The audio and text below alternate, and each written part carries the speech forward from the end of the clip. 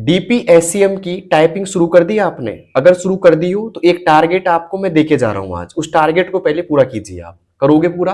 तो देखिए देखिए दोस्तों, मैं आज आपको टारगेट दे रहा हूं यहां से 8वें नंबर की रो का। 7 तक मैंने आपको प्रैक्टिस बता दी है दोस्तों टाइपिंग सीरीज में। अब यहाँ पे 8वें नंबर में आपको क्या करना है दोस्तों, 5 मिनट का टाइमिंग सेट करना है यहाँ से।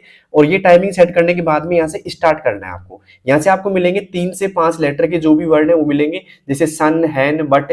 ये आपको लिखना है 5 मिनट के अंदर, ठीक है। अगर आप ये टारगेट पूरा कर लेते हैं, और टारगेट में स्पीड कितनी चाहिए आपको, इस रो में आपको चाहिए 25 plus speed plus 95 plus accuracy. तो किस किस को टारगेट एक्सेप्ट है, जल्दी से कमेंट बॉक्स में बताओ।